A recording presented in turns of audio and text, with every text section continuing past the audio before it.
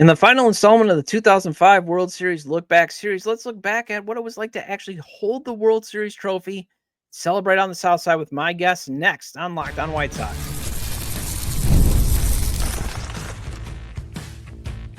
You are Locked On White Sox, your daily Chicago White Sox podcast, part of the Locked On Podcast Network, your team every day. Hello, I'm your host, Todd Welter, a lifelong Sox fan, a contributor for SouthsideShowdown.com, part of the FanSided Network, and also I've covered Major League Baseball for outlets such as the Associated Press. And thanks for making Locked On White Sox your first listen every day, part of the Locked On Podcast Network, your team every day.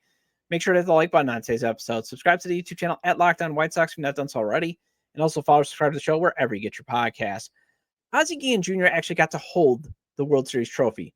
Chorizy-E of FromThe108.com and Bez from OnTapSportsNet.com, they were in the area during the run. And I sat down with each of them to go over what it was like to either celebrate in the clubhouse after winning the World Series like Ozzie Guillen Jr.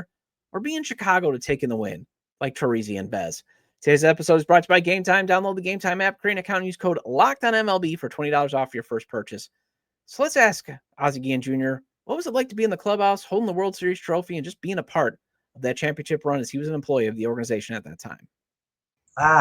Everyone always says that, what can you share because of all the fun times? You know what? I think that for me, the 2005 season, one of the things that makes it the most special is that obviously we shared it with Ozzie, but two stories. I think number one, in game when Ozzie, I think he shared it before, but during the Jeff Blum home run, Oni used to sit right behind Ozzie. That's my middle brother.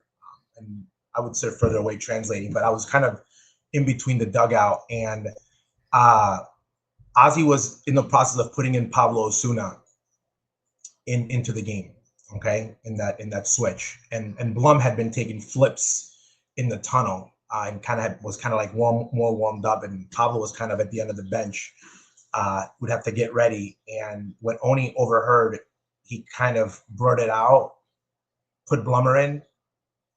That was kind of interesting. And then Blum hits a home run. So that's kind of like one of those awkward things. I don't think, I think, it's one of those magical moments because I don't think anyone's ever said something out loud in the bench or anything like that ever. But he just blurted out. I don't know if he blurted out like loud enough for him to hear it or he just heard it, but it happened. So that was kind of like one of those takes. So it all worked out. But the one that I really, really cherish is, Freddie Garcia before Game 4, he said, "If I get one run, I'm going to win this." So I've known Freddie, before he got to the Sox. At the time he was engaged to my cousin. They had been engaged for a while.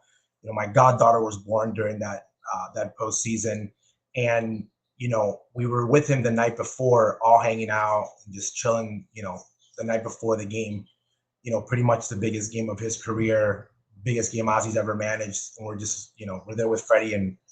We're sitting in the room and he said, if they score one run, it's going to be over.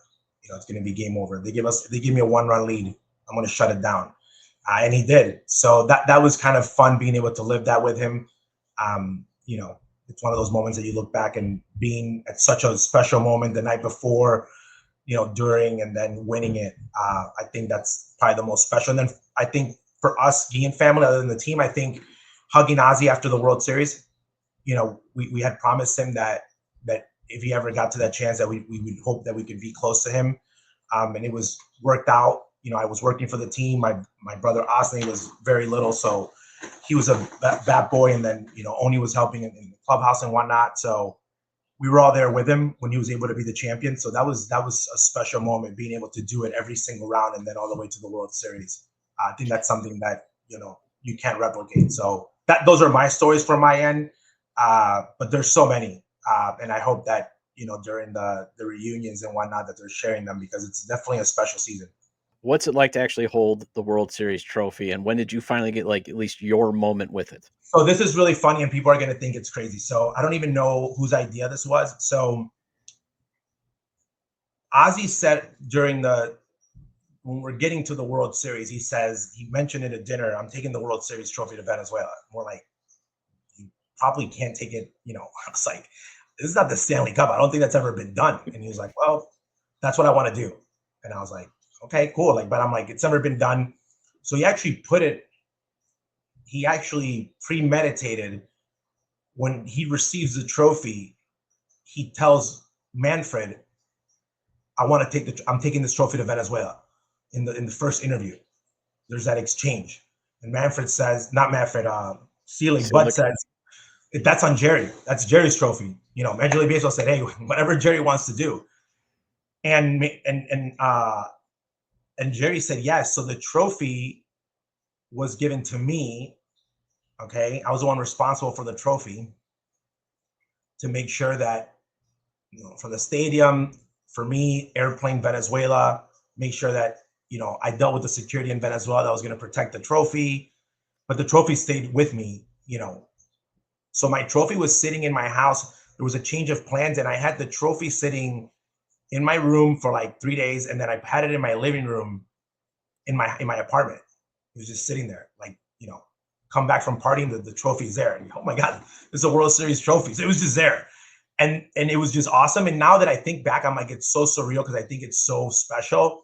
And then having that trophy in Venezuela, what it meant to the people there, you're never going to see a World Series trophy event like in a country, unless you come to the States. Like, it was something that was like so special. And then that trophy was in my house in Caracas. People were just partying with it. So I was with the trophy probably for about a month and a half or so after the World Series. I had it, but I got to enjoy it more after the celebration. I remember the first time I touched it and got to see it on the flight back. Frank had it in the back of the plane. He was holding it in his lap, and I took a picture with him with it. And that's when I got to grab it and feel the weight of it, because when the celebration, everyone's like holding it, it's like moving around, but you don't get to feel for it. And I felt it in the Marlins one, but that was the one that I got to see. And then just having it there, I look back at the pictures and I'm like, wow, what, it's so special, that one given moment in one season can mean so much. It's something that I'm never going to, I'm going to forget. Maybe now, if it happened at my age now, I'm 41, I'm going to be about to be soon 41. I might be like, more emotional about it at the moment, but I just thought it was just, something so cool to do. And I thought, winning it was going to be a big deal, but I didn't think it was going to be that big of a deal. Once it happened, like everything just changed, like everything just expectations, attention, the love for the White Sox, the love for the game. Like, it was, because once you've accomplished it, man, it's like Ozzie says, he's been in professional baseball in uniform probably like 20 years or so, give or take. He's been lucky to win 2. And that's like, those are the seasons you remember the most. And you're lucky. And we feel lucky because then you talk to guys that are in the Hall of Fame that don't have a ring. Okay. Never got to lift one up. So you're very fortunate. And it was even more special that it happened with the Chicago White Sox, because I think we would have loved it. We loved the Marlins one. I worked for the team then and it was super cool, but being at the stadium, getting to see it in a World Series atmosphere, I have memories of Old Comiskey Park, and then, the new stadium when it opened, and watching so many games there, and then seeing it at the World Series, and, the stadium is packed and, you're so close. That was, that was huge. That was really, really cool. And there's part of me that's always like, man, it would have been cool to win, maybe clinch a game at home. But that's another story. Ozzie said, I want to win every game on the road so the fans don't get to see us clinching. He said that in one of the meetings because they were losing that streak in September and the fans weren't happy. And Ozzie wanted to motivate the guys. But again, so many great stories from that time. And I'm just grateful. I'm grateful. I hope that I'm not, 80 years old and the last living person from the World Series, that was in the World Series with the team, since I'm one of the younger guys that was working at the time and the Sox still haven't won. I hope to be a part, just even once you're in that season, we've realized that you're a part of the White Sox family forever. Regardless of, if Ozzie's in uniform or not in uniform, you're part of that history. You're part of probably the biggest moment in modern time for the team. And that's huge because a team that has 100 plus 125 years of history, to be a part of that special season is something that, you can't buy. All right, let's get what it was like to follow the team living in Chicago, first from Chorizy of FromThe108.com, and that's after the break on Locked On White Sox. We've all been there, logging on early, waiting forever for concert tickets to go on sale, only to lose your spot for a show you've been dying to see. Live music should be about making memories, not dealing with the stress of ticket shopping, and that's where Game Time comes in. Game Time makes getting sports and concert tickets faster and easier than ever. Prices actually drop as it gets closer to game time or showtime, and you can save up to 60% off with their killer last-minute deals. And Game Time has last-minute ticket deals or zone deals for big savings, like 10% off exclusive zone deals for the upcoming Cubs versus Red Sox game on July 20th. It might be the rival Cubs, but you can hate watch the crosstown rival while also supporting the team that sent the White Sox so much in the Garrett Crochet trade. Take the guesswork out of buying sports, concert, and theater tickets with Game Time. Download the Game Time app, create an account, and use code LOCKEDONMLB for $20 off your first purchase. Terms apply. Again, create an account and redeem code LOCKEDONMLB for $20 off. Download the Game Time app today. Last minute tickets, lowest price guaranteed. Welcome back to Locked On White Sox. I'm your host, Todd Welcher. Again, make sure to hit the like button on today's episode and subscribe to the YouTube channel at Locked On White Sox if you've not done so already. And if you can't catch the show on YouTube, Locked On White Sox is available on all major podcast platforms. So make sure to follow or subscribe on places such as Apple or Spotify. Either way, get your 30-minute fix of Chicago White Sox baseball venting with me. All right, so I've been told by your brother that there is some Game 3 craziness story that you guys have. So what is that all about? Yeah, so to go back to 2005, at that time I'm working in the music industry. So I worked like road crew for tours, and then when I'm in Chicago, I'm managing a record label, right? Like, so it's a different guy owns the record label. I'm just managing it day to day. But one of our bands was playing in like this MTV2 Battle of the Bands type thing at the Beat Kitchen. So obviously I have to go to this, but it's the same night as Game 3.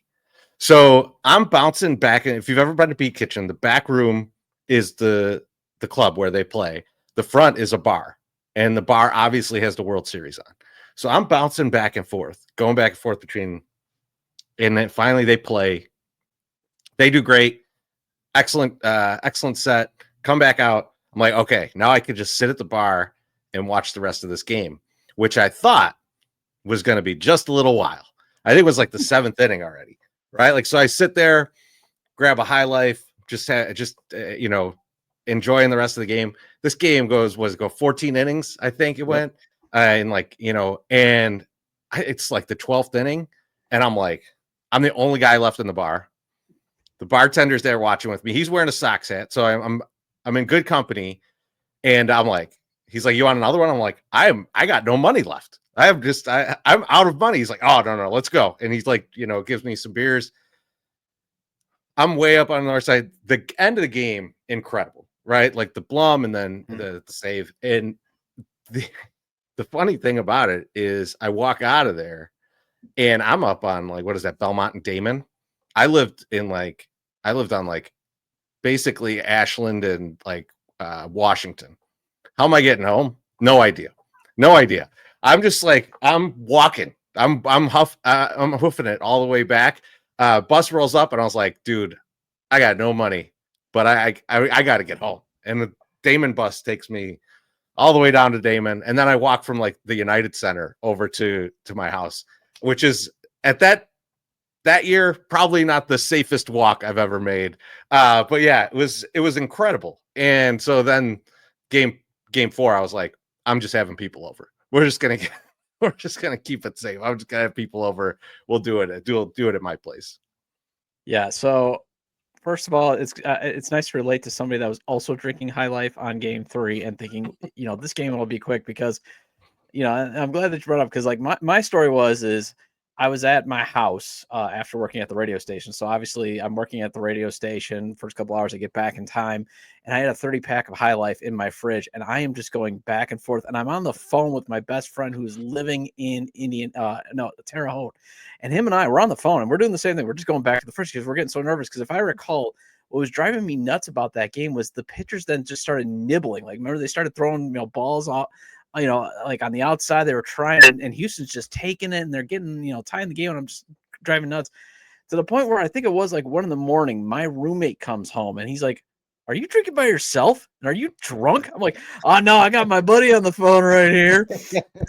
And I think everybody was doing that. I think alcohol was consumed on game 3, because the funny thing is, the next morning I talked to my sister. She's like, "I'm hungover because I was doing the same thing." Like, it was crazy how nerve-wracking that game was. And then Jeff Blum hits a home run, and it was so quick. It was like, wait a minute, did Jeff Blum just hit a home run? That was crazy. I mean, like, I barely knew who Jeff Blum was. Like we got him at the deadline. I was just like, I don't know who this guy is. Becomes so insanely important to all of White Sox lore. When the season started, did you think that the White Sox would win the whole thing? So no. And to be honest, I was on tour at the start of it. So, and this is in 2005. I mean, like it feels like it wasn't that long ago, but the access to the internet when you're like on the road with something like that is far different than it is now, right? Like my phone didn't have like everything on it, right? I had like a flip phone, right? That's what I'm working with at that point. And so I would only get a Sox update every couple days when I'd call my brother just to let him know I'm still alive, right? Like, so that's like basically the only time I'd hear about Sox, and you'd be like, "Oh, they're doing good. They're doing good." I get back in like mid-May and, they're in first. They're looking great. I remember going to a game though, and it was probably, I don't know, May or June, right? It was just like a weekday game. Went out to, had time to go to the game, went out there, and it was like half full. Like, I mean, like there wasn't even that many people, and they were dominating the American League. And yeah, I mean, like, I don't think I'm alone in saying I wasn't expecting what happened. And like, you look at the stuff that happened that year, it's like miracle stuff. Like you look at the bullpen is insane that year. And like, you forget like how good Dustin Hermanson was. Like he was good all year until the back fell apart. Right. I mean, like, I don't think he gave up. Like, I don't think he had an earned run till somewhere in the middle of this, like later in the season than you would expect. Right. I think it might've been June or something, but like those types of things. Cliff Polite was awesome. Neil Kotz was awesome. And like, these aren't perennial all-star dudes, right? These are guys that had their career year all at the same time, all for this team. And so, yeah, I did not expect it. But man, once you got into the playoffs and you saw that first game, it was very easily believable at that point. I remember that's the only game I went to at like in person of the playoffs was game 1 of the ALDS. And I went because I didn't know if I'd ever see another Sox playoff game. I think I paid like $100 for a ticket, which was like a quarter of my weekly intake in terms of salary. So I remember being in there. I was in there with Beef and then a couple of our buddies that we grew up with. And that first game, we kind of were like all jumping around as they scored like 14 runs or whatever. And we're just kind of looking at each other like, this team could actually win the World Series. And until then, it had not really dawned on me, to be completely honest. I was loving that they were doing well, loving that they were going to the playoffs, but it wasn't until I was in that stadium. I think it was probably Scotty Pods hitting a home run out of nowhere, like didn't have one all year, hits one there. And it's like, okay, this has some destiny to it. This feels like this is a team that could win the World Series. And I will say that I was probably late to the party because it was October, and that's the first time I really felt it. Let's get some more being in Chicago memories as the Sox won it all with my buddy Bez from OnTapSportsNet.com after the break.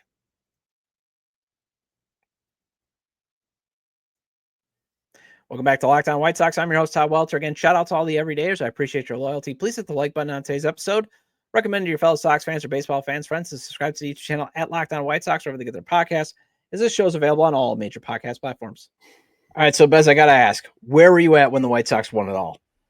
I was at a friend's house, my best friend in the whole wide world, in his basement with a couple other friends in the south suburbs where I grew up, and going crazy after that last out, after Uribe fired that ball across the diamond.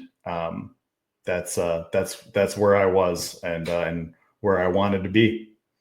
All right, I got to ask, you just brought up Juan Uribe. How underrated has he been to, in terms of history? Because it seems like he's like the most overlooked guy, but yet he had probably one of the best defensive ninth innings you will ever see in World Series history. Yeah, I mean Bobby was the closer and Bobby got the save. But if you can get a save to an infielder, Uribe deserves it right there, because that was a 1-0 game too. It's just so clutch to be able to come up in that situation, make the catch into the stands, and that other play, because I'm at the edge of my seat. A 1-0 lead in the ninth is nothing to me. I still think that could all fall apart, and we're doing it again. But yeah, it was, and he was a guy that they picked up the prior year. He wasn't even an offseason acquisition. He was here in 2004. And he was just a guy that I was like, okay, he's got a good glove and he's got a good arm. He might run into some homers. And I was just kind of like, okay with having him there. And now he's, a legend. All right. How nervous were you through every game? Because I've had during the series, I've had some young whippersnappers. They're like, well, I wasn't that nervous. And I wanted to be like, like I had Sean Anderson, and he's on this series. He was like, well, I was 8, so I wasn't that nervous. I'm like, yeah, you didn't have all the heartbreak. You grew up with some heartbreak. You saw the highs and lows. How nervous were you throughout that entire run? So when they won the pennant, I went out and bought the shirt because I thought this is as far as they were going to make it. I didn't even think they were going to beat the Angels after we lost that first game against Bartolo, and K-Rod got the save, and they really just shut down our offense, and we didn't really look like we had it. I was just kind of like, okay, if they won this series, this is all gravy. That we even got this far. I was nervous throughout the whole thing. I thought at any time it could fall apart. If we lost that late inning game in Houston with Blum's homer, or even that 9th inning, I was nervous all the way until the end. I'm like, this could fall apart at any time. Did you have any superstitions throughout the whole entire time? Because, like, for me, I've been talking about in the series, like, I was promising to God I'd name, like, my first child after Joe Creedy. I would, like, sacrifice a goat to the god. Like, I was doing everything I could, in the stupid fandom that we have, to be like, can this just happen? Yeah, I'm trying to remember. I'm not the most superstitious guy, and if you follow me on Twitter, I'm always talking about no hitters, which people don't like because I don't really believe in that stuff. But those moments will bring it out of you for sure. I don't remember if I had anything specific though. I think to me it was just begging God, throwing up prayers like, please just get us through this inning. Please, whatever we needed to happen in the moment. Well, it turns out God is a White Sox fan because we got the new Pope. He's a White Sox fan. So, he was there. The Pope was there, and that type of stuff. If only we knew. Yeah, if only we knew at the time, then we'd be like, definitely God's on our side. What was it like, though, to celebrate with close friends? Because I want to ask that because, like, from my experience, I'm living in Milwaukee. I just graduated from Marquette. I'm trying to make my way into radio, and I've really learned something about myself. I don't have a lot of White Sox friends that are very close. My one buddy, my best friend, he's a White Sox fan, but he was living in Terre Haute, Indiana, and him and I were watching games on the phone. And when the White Sox won, I celebrated with my buddy who was a Cub fan friend who was just there for me. So what was it like to celebrate with some White Sox fan friends? It was incredible, man. It was, other friends who are diehard fans, just like you and I, who I grew up with, who, we banter about the Sox all the time, every summer, every off season. So for that to all come together, the way it did, it was incredible. It was, there was no other place that I would have rather have been when that happened. It was, also very, very emotional, very emotional. Some tears came out. I was 21, like you said. I was old enough to live through some brutal heartbreak. I went to a playoff game in 2000 versus the Mariners, and they lost. And I went to one against the Rays when the Rays watched the Rays celebrate on our field in 2008. So maybe I'm the jinx. Maybe I need to not be at any White Sox playoff games. Probably not. But right here. But yeah, it was incredible. And the thing that I remember most that stands out is driving down 111th Street, coming off of like I-57. Is you've got like Mount Greenwood Cemetery, followed by St. Casimir Cemetery, and all of the headstones were like decorated with White Sox stuff and like empty beer cans and empty champagne bottles and like White Sox flags and jerseys and all this stuff. So like that to me is just so still like, you know, I'll never forget. That's just so the most powerful thing to me of the whole thing was, you know, we literally decorated the cemeteries because of all those loved ones, all the generations of people before us who made us love this team so much, couldn't be here, and we went to the cemeteries to celebrate. Like that was really powerful. All right, so two things. First, that is awesome. Secondly, I now feel like I'm not the only one that thought I was the jinx, because I thought I was the jinx, because not in terms of the playoffs, but like I was going to White Sox games ever since '89 when my dad started taking me because he had a season ticket package. And again, they never had won. I was there in '93 game one when Michael Jordan literally sucked the air out of that game by announcing his retirement. I remember everybody was just so deflated. So then the one year I finally, like, I had gone pretty much every year until 2004. The one year I don't go to a game, 2005, they win the whole thing. So then I go in 2006, they don't win. 2007, I don't go. 2008, they finally saw. I'm like, maybe it's me. So on that type of stuff. But getting back to the cemeteries, I mean, you know, to think about that, the White Sox broke an 88-year curse. I mean, there were people in pine boxes that just never got to see it. I mean, that's what I think makes that World Series so special, is that they, you know, grind rule 88, make history. Yeah, it's like this, and you see it on White Sox Twitter, and you know, for how crazy it can be, there is this like limitless thread that connects us. Like there's all of us that are still here talking about this team with other fans every single day. You know, the love and the pride is really deep, and I won't get too sentimental and sappy, but it never really ceases to amaze me. It's a special franchise with fans that are that strong and loyal. And it was the first World Series that even Chicago had seen since 1917. I mean, nobody, the Cubs hadn't won either. And that was a big part of the rivalry to me between us and them. And, you know, being able to celebrate that and throw it in their face was also a nice victory lap to be able to do for quite a while. You know, it's that's the spirit of the Sox fans.